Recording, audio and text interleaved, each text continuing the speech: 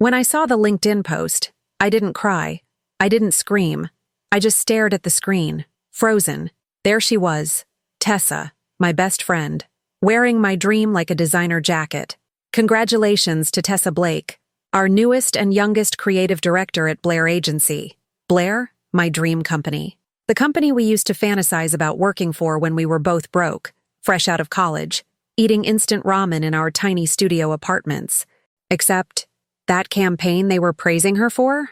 The one that landed her the job? It was mine. My pitch, my strategy, my visuals. I had poured months into that project.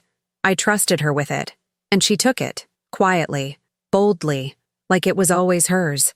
You probably expect me to tell you I fell apart, that I confronted her, screamed, cried, threw something against the wall. But that's not who I am. I smiled, because I knew something she didn't. You don't betray someone like me and walk away clean. So I did what I do best. I made a plan, and I waited. Because revenge, when done right, doesn't need to shout. It arrives dressed in silence and leaves with everything you love. If your best friend stole your dream job, would you confront her? Or would you get even quietly? Comment below what you would do. And don't forget to subscribe, because what happened next, not even she could have predicted. You know how people say that real friendships can survive anything? Well, that was us. Me and Tessa. We met during our senior year of college, in an advertising theory class where half the students were either hungover or half asleep. I remember walking into that room thinking, this is just another class I need to survive. And then she raised her hand, confidently, unapologetically, and tore apart the professor's outdated campaign example with such brilliance that I actually laughed out loud. She turned around, looked at me, smiled like we were already in on a private joke, and from that moment, we were inseparable. We studied together, interned together, even lived together for a year after college when rent in New York felt like legalized robbery. We dreamed out loud, made plans on bar napkins, created mood boards taped to our refrigerator. The big plan? To start our own agency one day, one that celebrated bold women and risk-taking ideas. We even had a name picked out, Wild Theory. That was our thing. We were a team. And when she landed a job at a big-name marketing firm 6 months before me, I didn't feel envy. I felt proud. She helped me prep for my own interviews, introduced me to people, even passed my name along when there was an opening at Blair, one of the top creative agencies in the city. I got in, entry level, but I was in, and I was grateful. Tessa didn't work at Blair, not officially, but she was a freelancer for one of their partners, so she had access. Sometimes we'd meet at my office after hours, and she'd help me brainstorm ideas. She loved that. Said it made her feel like she was part of something again. It felt normal, natural, until it didn't. It started with little things. A comment from my supervisor about how someone from outside had seen my concept deck and was super impressed. I hadn't shared the deck with anyone outside, except Tessa. Then, a colleague made a casual joke about how I had great taste in friends, and that Tessa had really left her mark on my latest presentation. That made me pause. Left her mark? What did that mean? I brushed it off. Maybe I was being sensitive. Maybe I was just tired. But then there was the folder. I'd created this campaign outline I was so proud of. Full brand identity, concept, copy lines, and visuals. A complete package. It wasn't assigned. I'd built it on my own time, hoping to impress leadership. I saved it in my personal Google Drive. Tessa had helped me review it one night. Just for fun, I thought. She even suggested a tagline that I loved, and I added it. But the next week, the campaign was gone. Not from my drive, but from my hands. Our internal director scheduled a team inspiration meeting and played a brand video that mirrored my structure, my design, my flow. It had a new title and a few visual tweaks, but I knew it like I knew the back of my hand. I sat there frozen, nodding with everyone else while my insides screamed. And then the final screen hit, Conceptual Development Support, Tessa Blake. I felt like someone had kicked me in the chest, but again I told myself, maybe it was coincidence. Maybe she'd mentioned the concept in passing to someone and they ran with it. Maybe she didn't mean to, except Tessa didn't do in passing. She was deliberate. Always. So I tested something. I created a new pitch. Small. Nothing official. Just an idea for a seasonal rebranding for a luxury tea brand we worked with. I didn't show it to anyone. Not my team. Not my boss. Only Tessa. We went out for drinks that Friday night, and after our second round, I pulled out my iPad and showed her the mood board. She loved it. Said it had soul. Asked me if she could show it to someone she knew in beverage marketing, just to get feedback. I smiled and said sure. The following Tuesday, during a partner sync call, someone mentioned early-stage branding ideas from an external contributor for that same tea brand. And just like that, I knew. This wasn't coincidence. It was theft. And the thief was wearing my best friend's smile. Have you ever tried to lie to yourself? I don't mean the little lies like, I'm fine, or it's just stress. I mean the kind where your heart is screaming the truth, but your brain is desperately trying to hold the pieces together. That was me. After that meeting, after hearing Tessa's name tied to my tea campaign, I went home and spent 2 hours just staring at my ceiling. I didn't cry. I didn't rage. I just kept repeating to myself, there has to be an explanation. There has to be. The next day, I texted her like nothing happened. Hey, want to do sushi Friday? She replied immediately, all exclamation marks and heart emojis. Yes, I need your energy. It's been a rough week. Rough week. Right. When we met up, she talked nonstop about work, vague things, nothing specific, then leaned in and said, you always have the best instincts, you know that? Sometimes I think you're too modest for your own good. It felt like a compliment, but it tasted like poison, because now I was listening with new ears, watching with new eyes, and what I saw was someone rehearsed, someone managing me. I smiled, nodded, and asked her how things were going with her freelance clients. Oh, you know, she shrugged. Little things here and there. Nothing big. Just grateful to be working.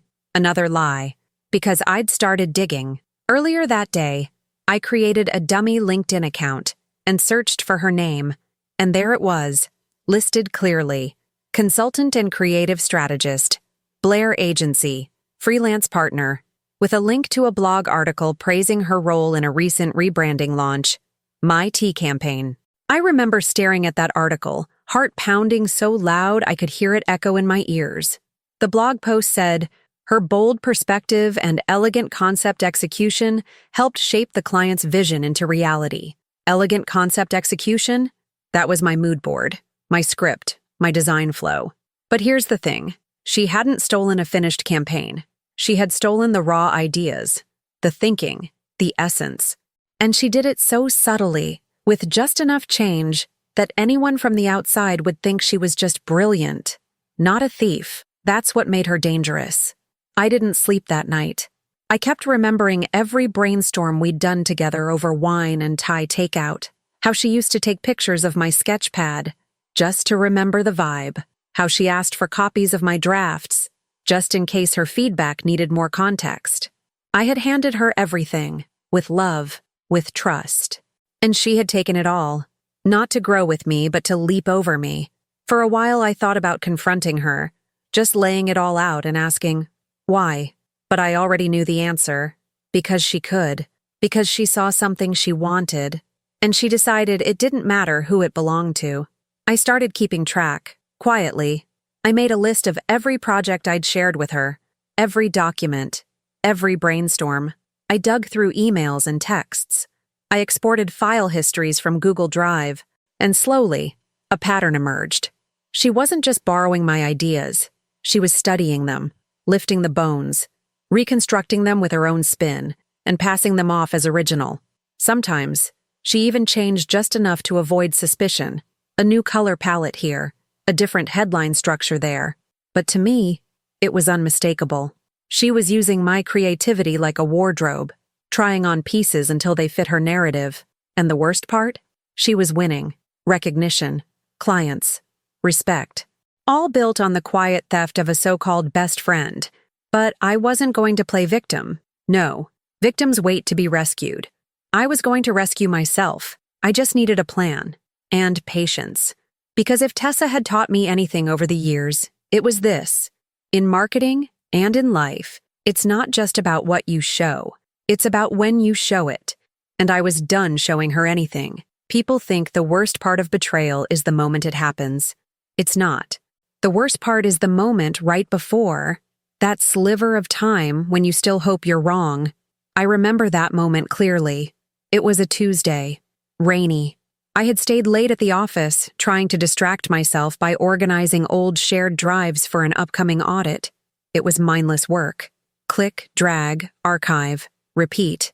And then, I found it. A folder labeled Revisions TB. I hesitated. The initials hit me in the chest. Tessa Blake. I wasn't even looking for it. That's what made it worse. It just appeared. Like the universe decided I was done pretending. Inside the folder were 3 documents, all dated 2 months earlier. I opened the first one, and my stomach dropped. It was my campaign draft. Not the polished version, the rough one. The exact one I had emailed to myself for safekeeping, typos and all. Unfinished notes in the margins, placeholder images I pulled from Pinterest. But the file metadata? It didn't list me. It listed Tessa Blake as the owner. I clicked the second file.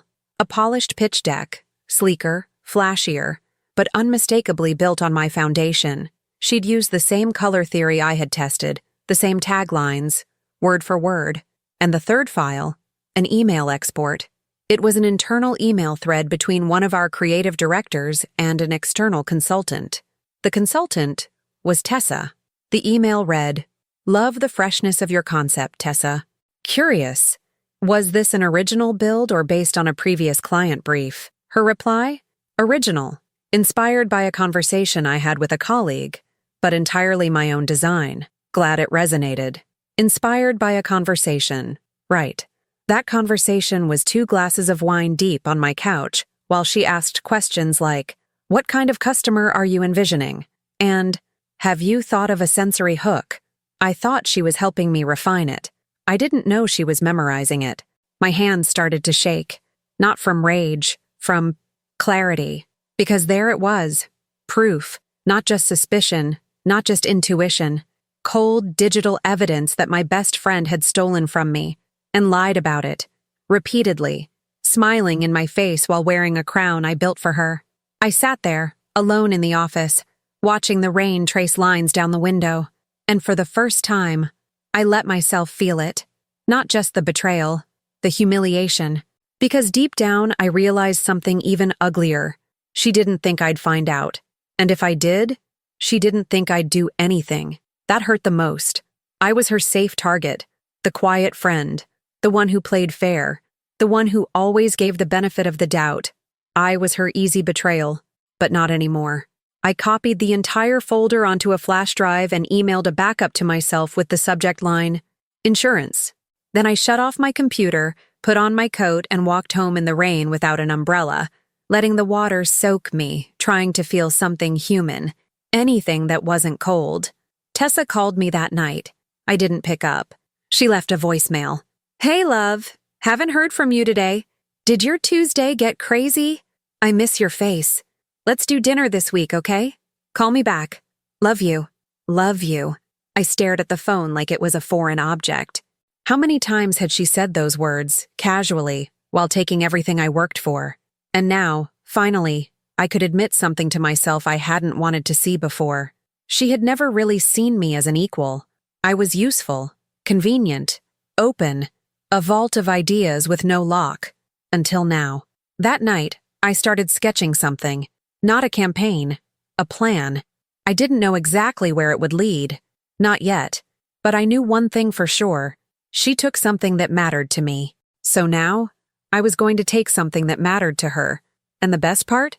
She'd never see it coming. There's a moment when betrayal stops being an idea and becomes a fact. It's not dramatic. It's quiet.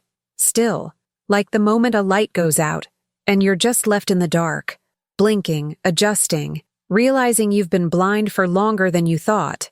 That moment for me came on a Thursday afternoon. Tessa had invited me to a small creative networking event, something casual, hosted at a trendy rooftop bar in Soho. I didn't want to go, not really, but part of me needed to see her, face to face. I needed to look in her eyes and see if she'd flinch. She didn't. She greeted me like always. Warm hug, big smile, compliments on my outfit, like nothing had changed. Maybe for her, nothing had. We mingled, sipped cocktails, did the small talk dance. Then someone tapped her on the shoulder. "Hey, you're the genius behind the Alara Tea rebrand, right?" Tessa laughed, mock humble. "Oh, wow, guilty as charged. I just had a vision, you know." I turned my head so fast I almost dropped my drink. A vision? The man, someone from a rival agency, kept going. "Seriously, that campaign is everywhere. My wife thought it was from some European firm. So elegant. You crushed it." Tessa smiled, took the compliment like she'd been training for it her whole life. Then she said, "That one came straight from the heart." "My heart, you mean?" I didn't say anything. Not yet. But I watched her carefully the rest of the night. How she moved, how she performed. And it hit me. She wasn't hiding anything. Because in her mind, she hadn't done anything wrong. We walked to the subway together afterward, like old times. And somewhere between Spring Street and Canal, I asked her the question that had been burning inside me for weeks. "Hey, random question," I said casually. "Did you ever send my Alara concept to anyone?" She blinked, caught off guard for half a second, then smiled. "Oh, no, babe. I mean, maybe I mentioned it in passing, but I'd never send your work anywhere without asking." There it was. The lie, plain as day. I just nodded. "Cool. Just wondering." We stood in silence for a second. The kind of silence that's heavy, that changes things. I could feel her eyes on me, measuring me, trying to decide if I knew. I kept my face still, calm, almost bored. That's when I realized she was afraid, not of guilt, of being caught. That changed everything. She said goodbye at the turnstile, hugged me a little too tightly, said, "Love you," with an edge of urgency.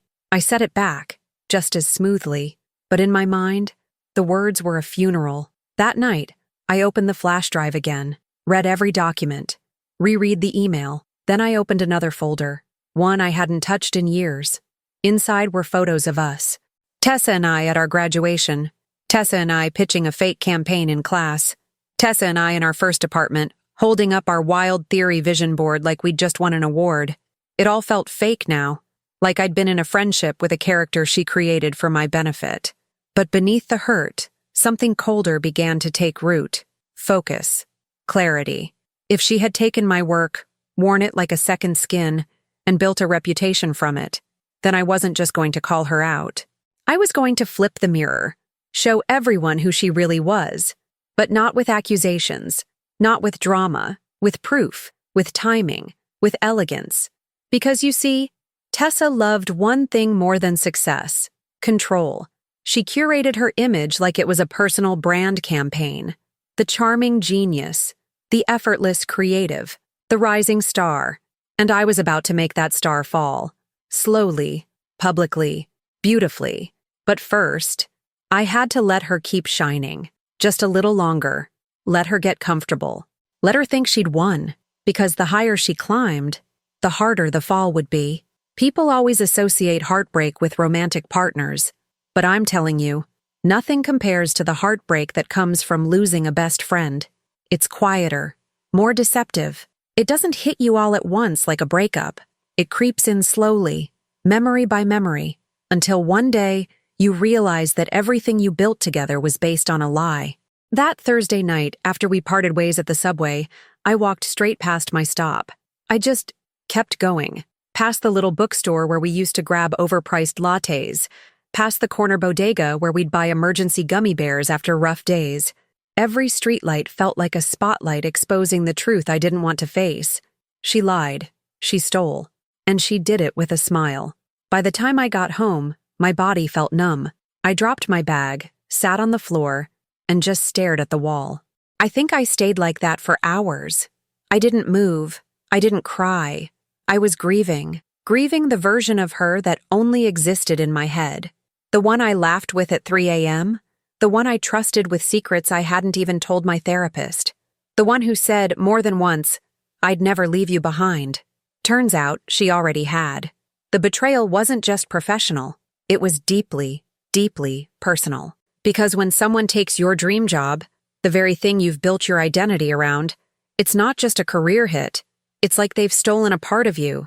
And worse, they're being celebrated for it. Tessa wasn't just doing well. She was thriving, getting awards, booked for podcasts, asked to speak at panels. And every single time her name popped up on my feed, I felt like I was watching someone else wear my skin. But I stayed quiet. Because what could I do? March into Blair's offices with a USB and scream, "She stole my ideas." They'd call it jealousy. They'd say it was a creative overlap. They'd shrug and smile and say, "This industry's tough, sweetheart." No, I knew better. Tessa hadn't just stolen my work. She'd done it strategically, subtly, disguising it in layers of charm and timing.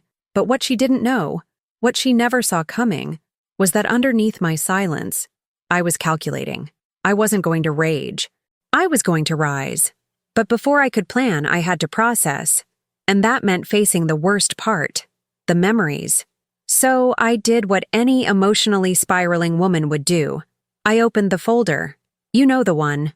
The secret folder on my desktop labeled "Don't Cry," full of years of memories, photos, voice notes, birthday videos, screenshots of texts we swore we'd frame one day. I watched us laughing in a kitchen, icing cupcakes at midnight.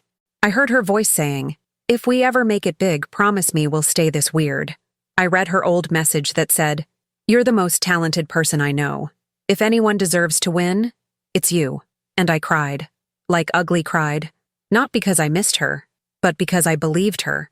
I had trusted her with the most valuable parts of myself, not just my ideas, but my insecurities, my ambition, my hopes. And she used that intimacy like a manual. She knew exactly how I thought, how I worked, what I feared, and she weaponized it. That kind of betrayal doesn't just hurt, it reprograms you. It makes you doubt everything. I started questioning whether I was naive, whether I'd been too generous, too open, too soft. But after hours of spiraling, somewhere between heartbreak and clarity, something shifted. A thought hit me like a slap. She picked me for a reason. She chose me to steal from, because she saw something valuable. She knew I had the kind of mind people wanted to listen to, the kind of originality you can't fake forever. She knew I'd create again, and again, and again, because my talent wasn't something I borrowed, it was mine. And in that moment, I stopped crying.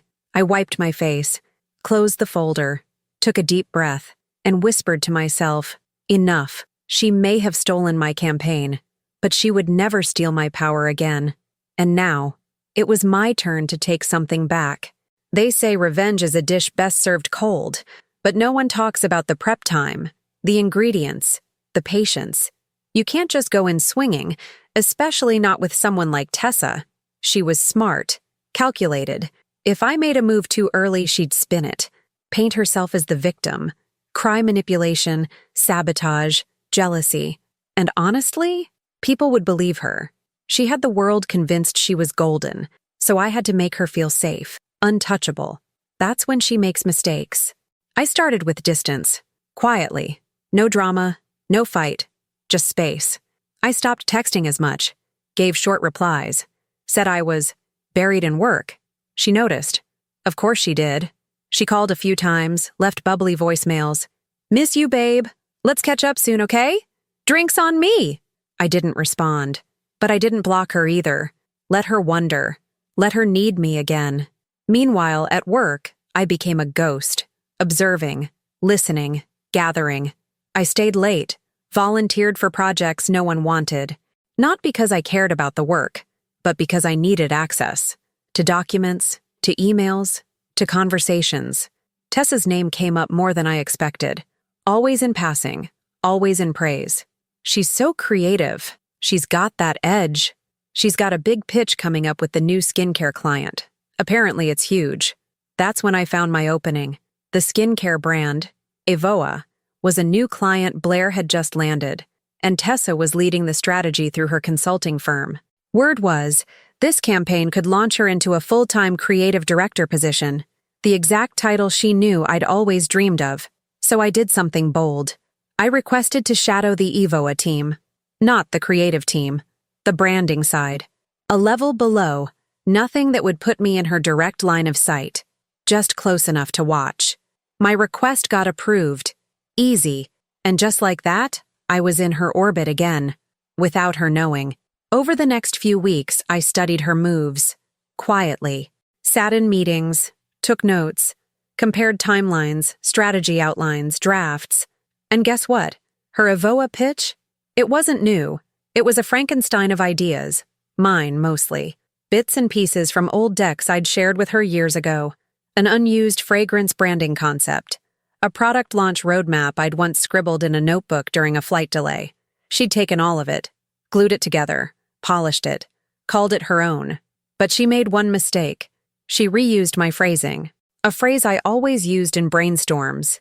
Beauty beyond visibility. It was something I coined ages ago, during a conversation about how real beauty isn't just surface level. It's about how something makes you feel. It wasn't a common phrase. I'd never seen it in any campaign, never heard anyone else use it. And yet, there it was. In her presentation header, Evoa, beauty beyond visibility. I smiled when I saw it, because now I had her, in her own words, and I knew exactly what to do next. I started planting seeds. I scheduled a casual one-on-one coffee with the senior brand strategist on the Evoa account, someone who liked me, respected my work, and had no idea about my history with Tessa.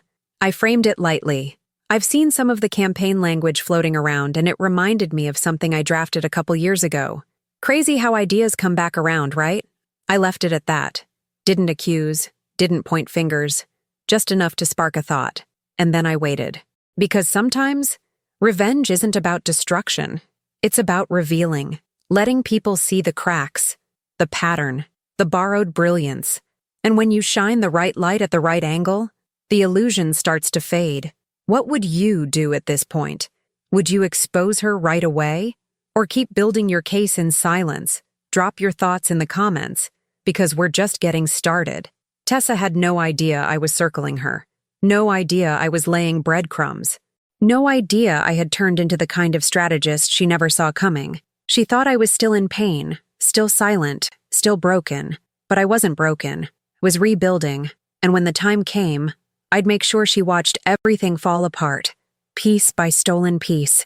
You know what's more dangerous than rage? Forgiveness, or at least the illusion of it. I decided it was time to let Tessa think she had won. Not just the campaigns, not just the title, but me. I sent her a text. Simple, casual, a little vulnerable. Hey, sorry I've been distant. Things have just been overwhelming lately. Would love to catch up if you're free. She responded within 5 minutes. OMG, yes. I've missed you. Brunch this weekend? My treat. And just like that, we were back. At least, in her eyes. Brunch turned into long voice notes again. Inside jokes. Instagram tags. She even sent me a Spotify playlist called Us When We're Thriving. Or it would have been funny if it didn't make my stomach turn. But I played along. Smiled when I needed to. Laughed on cue. Complimented her new hair. Even congratulated her again for the Evoa campaign. Oh, you saw that? She asked, pretending to be modest. Of course, I said, sipping my mimosa. It was so you. She lit up like a chandelier, and I knew I had her. Because the thing about people like Tessa is, they don't question compliments. They absorb them, thrive on them, and they never imagine the person smiling at them could be sharpening a blade behind their back. I kept her close. We started collaborating again, or rather, she thought we were. I'd drop half-formed ideas, vague suggestions, harmless little phrases in conversation, knowing she'd pocket them and polish them into her own. She couldn't help herself. It was a reflex by now, and I documented everything. Voice memos, screenshots, calendar entries, even screen recordings during virtual brainstorms where I'd pitch a soft concept, only to find it days later reworded in one of her decks. She was predictable, and I was done being generous. The beauty of this phase, the calm before the storm, was that it gave her confidence. She let her guard down, started oversharing again. One night, over wine, she laughed and said, "Sometimes I feel like I think better when I'm around you. It's like I can breathe deeper. Isn't that weird?" I smiled. It's not weird, I said. It's familiar. She didn't even realize it was a warning, but I did. Because while she was relaxing into our friendship again, I was tightening the noose. I started making quiet connections with people in her orbit. Designers she'd hired, editors she outsourced to, even an intern who once worked under her for a summer. Casual conversations, all friendly, all harmless on the surface. But every now and then, someone would say something interesting. Like, yeah, I remember helping her with that Avoa pitch. She had a folder labeled Idea Seeds, and some of the files had another name on them. Maybe yours? Or, Tessa's great at collecting inspiration, but I always wondered where she got all those early-stage decks. They were too polished to be just inspiration. The cracks were showing, not just to me, to others. But I didn't push. Not yet. Because the final stage of the plan needed one more ingredient: an audience. She was gearing up for a panel event. One of those women in branding evenings at a trendy co-working space downtown. Small stage, big energy. She was set to speak about her creative journey and how she developed a voice in a saturated market. I bought a ticket the minute it went live. Front row. She didn't know I'd be there. I wasn't going to expose her that night. Not publicly, not like that. That would be too easy. But I wanted to watch her perform one more time. Study the lies in real time. Time her rhythm. Learn her tells. Because what was coming next required precision. And when she took the stage in her silk blazer, holding the mic like it was a crown, I knew. She really thought she was untouchable. I watched her talk about authenticity, about honoring your own voice, about women uplifting each other, and all I could think was, you have no idea what's coming. The false calm was almost over.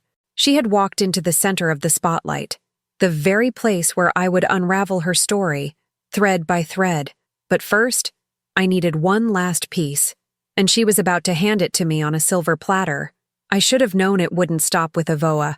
I should have known that once someone gets away with stealing something precious, it becomes a habit, an addiction. But I wasn't prepared for how far she'd go. About a week after the panel, I got an email from an industry podcast. A pretty big one. Subject line: interview request. Women in Branding Series. For a moment, I thought it was a mistake. I opened it, heart racing. The message was from a producer who'd seen some of my early work and wanted to feature me. He said he was especially intrigued by a phrase I'd apparently popularized, something that came up in a recent discussion with one of their guests. And then I saw the quote, "Your voice is your signature. Don't let anyone else sign for you." My stomach dropped. That was mine, word for word. I had written it in a personal journal 3 years ago and had only ever shared it out loud with one person, during a late-night conversation with Tessa, over takeout and cheap wine, when we were talking about the industry and self-doubt. She had nodded back then, said it was poetic, even wrote it on a Post-it and stuck it on my mirror. And now she was saying it on podcasts? I clicked the link in the email and listened. Sure enough, there she was, her voice clear, confident, full of pretend humility. I always tell younger creatives, your voice is your signature. Don't let anyone else sign for you. That's been my guiding principle since the beginning. My blood went cold. It wasn't just the quote. It was everything. My language, my tone, my story. She was becoming me, and people were eating it up. I stared at the waveform of her voice on the screen and felt something snap inside me. Something final. This wasn't just about a campaign anymore. This was about identity. She had reached so far into my life that she was now rewriting my narrative, taking not just what I did, but who I was, and offering it to the world like it belonged to her. That night, I didn't sleep. I went back through old emails, old voicemails, even my journals, tracing all the things I had ever said in confidence. And then I lined them up beside her recent posts, podcast interviews, and conference clips. It was all there, an entire brand persona, built from fragments of me. It was surgical, sociopathic, almost. And it made me realize something terrifying. If I didn't do something soon, she'd erase me completely. She'd become the story, and I'd be reduced to the girl who almost made it. That's when I knew. This had to end. Not with a whisper, not with hints and doubts. It had to be clear, public, and irreversible, because I wasn't just reclaiming my work, I was reclaiming my voice.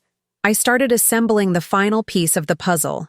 Over the years, I had saved everything, not just out of habit, but because I'm a document everything type of person. Google Drive logs, time-stamped audio messages, notebooks, dated drafts, shared files, texts with screenshots, meeting invites with metadata. I had it all, but I didn't want to send it anonymously. No burner email, no tip-off. I wanted her to know it was me. So I prepared a presentation, one that mirrored the kind of pitch she would give. Sleek, polished, minimalist. Except instead of brand insights, it was evidence. Slide by slide, side-by-side comparisons, originals and copies. My voice, her theft. I sent it to the internal leadership team at Blair. And then, I did something unexpected. I sent it to her, directly. Subject line, "Since you love using my voice, thought I'd give you one last piece." She didn't reply, but I know she opened it. 6 times. And when she finally did text me, almost 24 hours later, it was short. "You really want to do this?" I stared at the message for a long time. Then I typed back, "No, but I have to, because you already did," and I hit send. There's something terrifying about watching someone lose control, not in anger, but in silence. No yelling, no accusations, just the quiet sting of undeniable truth. That's how it began. I arrived 15 minutes early to the meeting. I wanted to be seated when she walked in. I wanted her to see that I was calm, centered, and completely unfazed. When she entered, she paused. She was wearing one of her power outfits. Crisp white blazer, perfect waves in her hair, confidence radiating off her like perfume. But behind her eyes, I saw it. Panic. The head of legal from Blair sat across from us. Calm, professional, with a folder in front of him, the one I had filled with side-by-side comparisons, document metadata, timeline histories, my evidence. He didn't waste time. "We've reviewed the documents and digital logs submitted by Ms. Reyes. Based on our findings, we've identified multiple instances of intellectual property duplication that raise serious ethical concerns." Tessa tried to smile, that familiar tilt of the head, the one she used when she was cornered but still thought she could charm her way out of it. "I think there's been a misunderstanding. A lot of these ideas were the result of collaborative conversations, and Collaboration doesn't override origin," the legal rep interrupted. "Especially when there's clear proof of authorship from one party and no documentation from the other." She went pale. I didn't speak. Not yet. He continued clicking through the slides I had prepared. One showed an early draft I had written for Evoa, time-stamped 6 months before the campaign launch. Next to it was her presentation, nearly identical, but under her name. Another slide showed a message from me to her with the phrase, "Beauty beyond visibility," dated and documented, followed by a video of her saying it on stage at the panel event. She shifted in her seat, cleared her throat, tried again. "Look, I never meant to hurt anyone. Maybe I took some inspiration from things we talked about, but that's not the same as stealing." Now I spoke, calm, measured, lethal.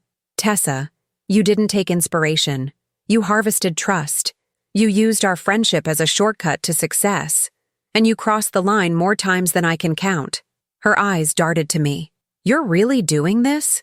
"No, you did this. I'm just shining a light on it." Silence.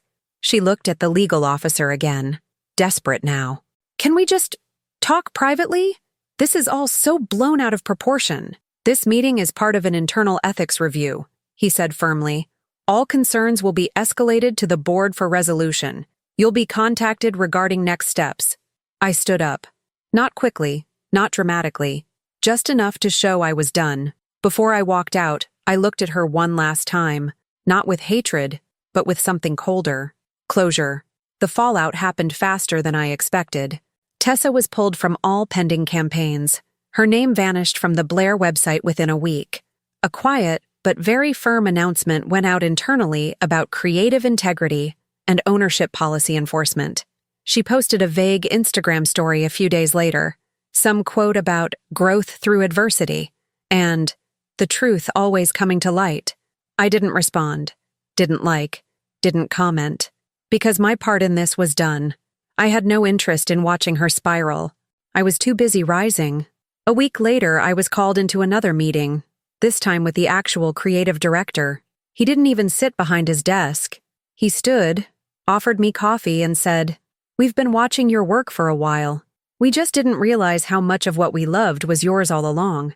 He offered me a permanent leadership role, developing new brand strategy initiatives, mentoring younger creatives, owning full-scale projects.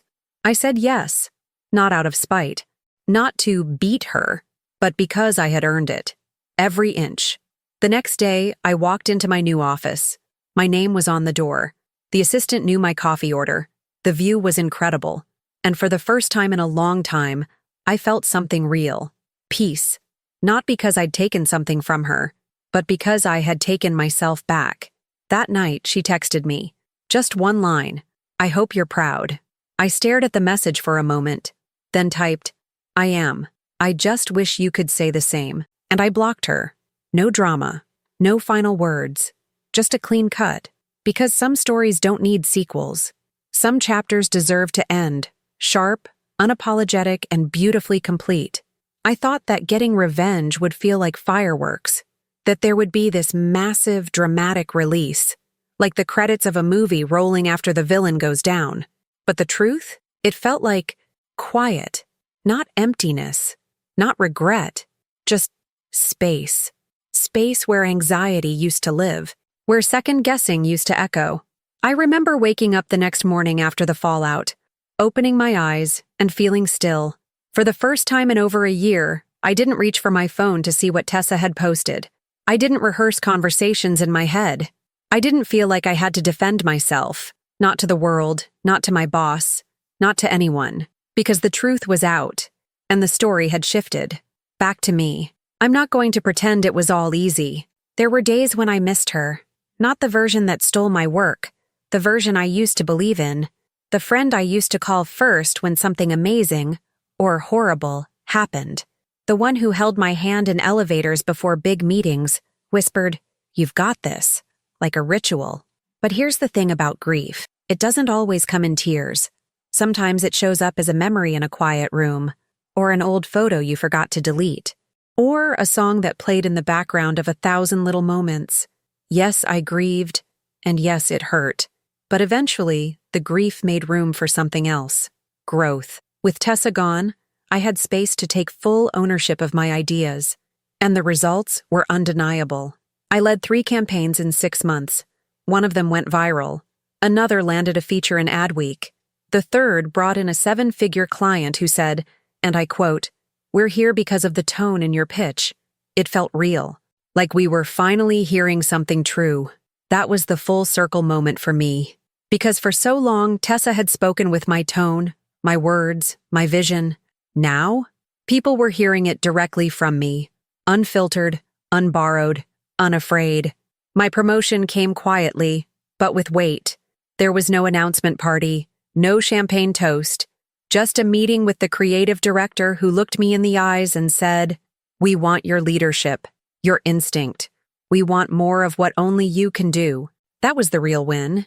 Not a job title, not validation from LinkedIn likes, but someone with power, seeing me for exactly who I was and choosing me because of it. And as strange as it sounds, I have Tessa to thank for that. Because without her betrayal, I might have kept playing small, kept dimming my light to keep someone else comfortable. Do I think she regrets it? I don't know. We haven't spoken since the day I blocked her. She tried once. A long, rambling email about how misunderstood she was, how hard it is to be a woman in this industry, how she never meant to hurt me.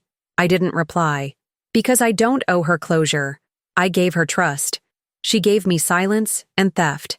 That was her ending. This is mine. And you know what's funny? Sometimes the best revenge isn't about taking something back. It's about taking yourself back. Your power, your voice, your peace. That's what I found. Not through anger, through clarity, through choosing myself. Not just once, but every single day since. Now, when I mentor younger women in the company, I tell them, Guard your brilliance, but don't be afraid to share it. Just know the difference between a collaborator and a collector. Because there are people who will build with you, who will push you forward without needing to stand in your spotlight. But there are also people who will smile as they take from you, piece by piece, until there's nothing left but your own doubt.